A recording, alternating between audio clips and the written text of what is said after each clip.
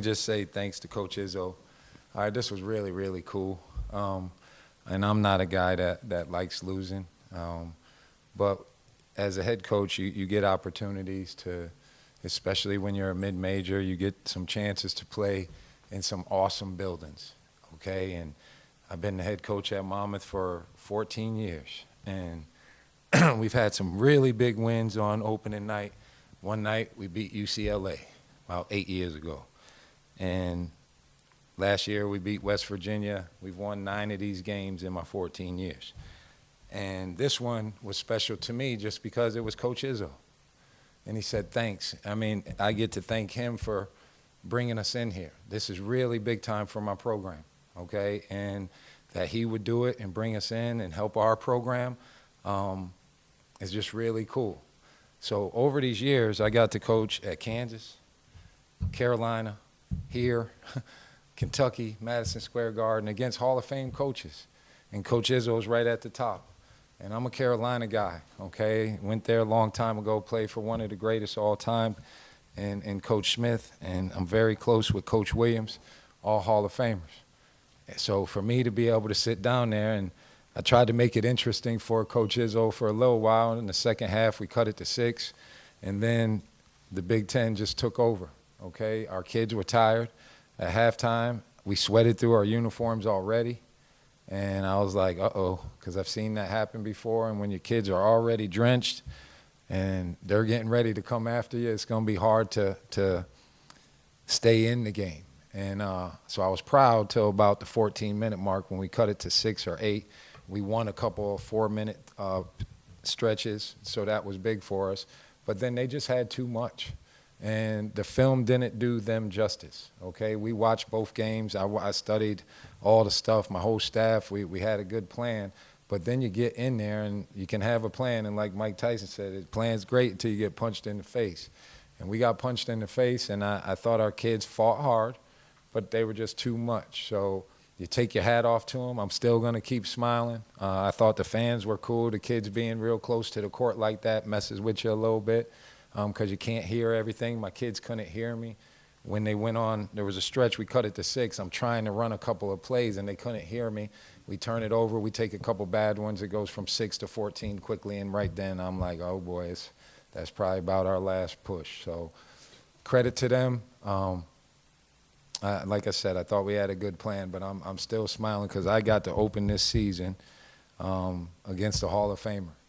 All right, and I've watched Michigan State. I never got to play against them. When I was at Carolina, we didn't play them.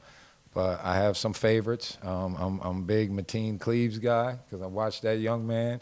He was a point guard that, like the one they have now, where everybody says, well, he doesn't do this and he doesn't do that, but he wins, okay? And my friend Wes Miller told me that this young man that you have running the point for you, he said, King, he's just such a winner. It don't matter if he shoots or not.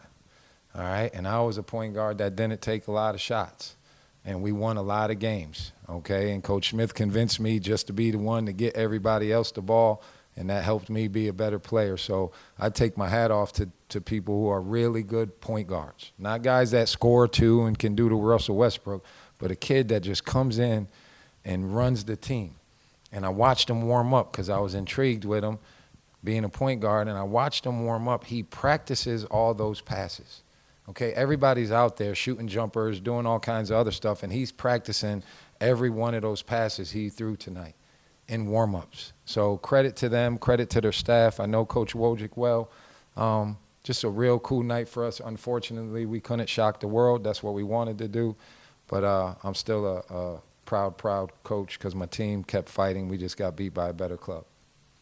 Coach, playing here in the Breslin Center, you kind of touched upon some of the things, but what did you learn about your team playing in this game, and what did you tell them in the locker room after the game? See, kids, you talk to kids, and they were like, we could go 30-0, and we can this. And, guys, with this changing of college basketball, right, everybody's getting new teams, all right? You got new kids here, all right? The kid number 8, he played at Omaha, okay? Well, I'm friends with the coach there. That's my man, all right? The big boy played at Longwood. They tried to recruit my son last year to get him to come there. He played for us. Okay, so we're dealing with this new thing where kids are moving and different things, and we put together a nice group, We don't have a lot of money, all right? NIL, I had my center left and went to Notre Dame, got about 300, okay? The guys on my team, about 9 of them got 10. Okay, that's it. We're not even trying to play that game that everybody's playing. We don't have it like that, all right? But Abdi Bashir, we got another one, Jarrett Valencia. I feel awful for Jack Collins tonight because he was 0 for 10. Jack Collins is a baller. Abdi started going. I thought they had their hands all on him the whole game, which, you know, you're in the Big Ten, so they're going to be able to put their hands on you, but he's going to be on probably someone's team next year, okay? Maybe this one, the way he was hitting them shots for a minute. It's just the way college basketball is now, so what I told them, don't hang your heads. We have to get better, okay? What I learned was we're not in good enough shape. And we're in good shape for a mid-major club, but when you're going to play the schedule I have to play right now, they can wear you out. And these big old strong dudes really, really got running and got us tired. The one thing I was disappointed in, and I let them know, all right, you never get out of people's way. And on a couple of those dunks, I know they're impressive and all that, but somebody should have stood in there and taken the charge or at least make them avoid you. All right, you don't move out the way so they can swing on the rim and make the crowd go crazy.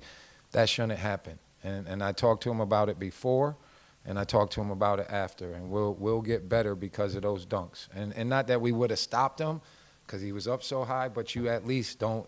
He was driving from the three-point line. We should be able to get somebody in front of him before he gets to monkey dunk it on our basket. So we got to get better. But like I said, I think we got tired after we cut it to 6, and then they just blitzed us, and that was probably as much as we had right there.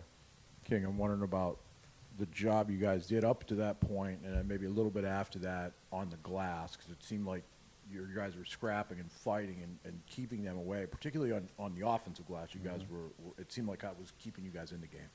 Well, I thought we were doing a good job. We talk about it a lot, you know, and I told them these guys are young, so I don't know how much they've watched Coach Izzo, okay? But I remember when they were practicing with shoulder pads, all right? I remember when they had the football pants on. So if you're playing a Coach Izzo team, it's going to be a tough team. And I said to my kids, if we can have them get one chance on our rim, we have a chance in this game, okay? You can't let them get 4 and 5 chances. And early in the game, they were getting one chance, and then Chris got a couple of fouls. Doc wasn't quite ready for the strength of the game. Then Jordan, who hasn't been practicing, had to be our big man.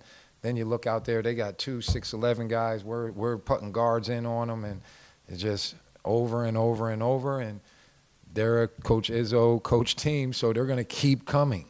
A lot of guys, you keep them off for a half, they stop coming. Coach Izzo starts getting on them, they come harder, and then they start getting them, and that's when they made their 3-point shots. All right, I thought we did a solid job. They made a couple of them, but it would be 6 points. They get 2, 3 chances, throw it out, he hits a 3. All right, and then they get on a run, and those are the things, especially on the road in the Big Ten, you can't allow that to happen. King, after their 9-0 start, you outscored them by 3 over the next 23 minutes or so, and your team only shot 27.9. Was that missed open shots or something they did defensively? No, I'm telling you, man, they're just so big and strong. Like I felt like, and we were trying to run plays. Like we weren't being able to run them, but we knew they were switching 1, 2, and 3.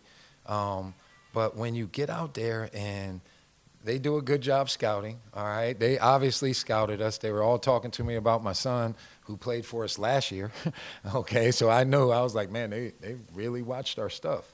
So now we're trying to make cuts, and they're getting on top of my guys and bumping them. Well, they knock us off our cuts. Now we can't run our plays. Now our timing's off.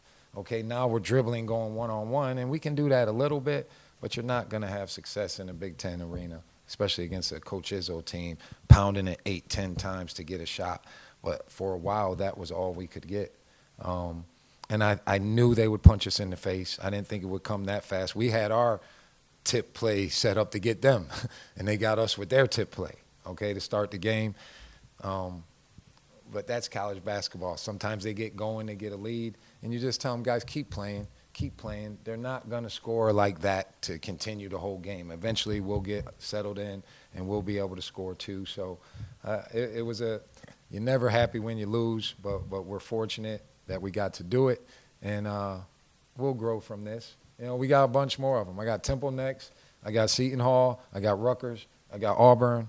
All right, so this is just one of them that we have to do. But in this new world of college athletics, we have to play these bye games. Okay, you just have to do it. So young guys trying to be a head coach, make sure you don't have to play a whole bunch of bye games before you get your job, because you'll have a lot of nights where you're leaving feeling lumped up. You mentioned the 6-point deficit you guys got it down to, and I'm curious what you saw out of Jaden Akins, number 3 there. It seemed like he really took over for Michigan State and kind of willed Which them forward. Jaden Akins, number 3. Oh, he's another, like, I watched him, and this is what we kept telling, man, this man is Big Ten 13. All right, don't watch. We watched the first 2 games. We had a plan. We were supposed to trap him when they run their little stuff. He gets it on the wing. The whole plan was to trap him. He was too fast. We couldn't even get him in the trap. Okay, he's way like, and I don't watch a lot of Big Ten. All right, but when I'm getting ready to play a team, I watch, and I don't think that young man gets the credit he deserves, because he was fantastic. He's smart. He can go get buckets one-on-one. He plays within the group. He's athletic. He runs so fast to the corner that he's going to get opportunities just from that. He's super athletic.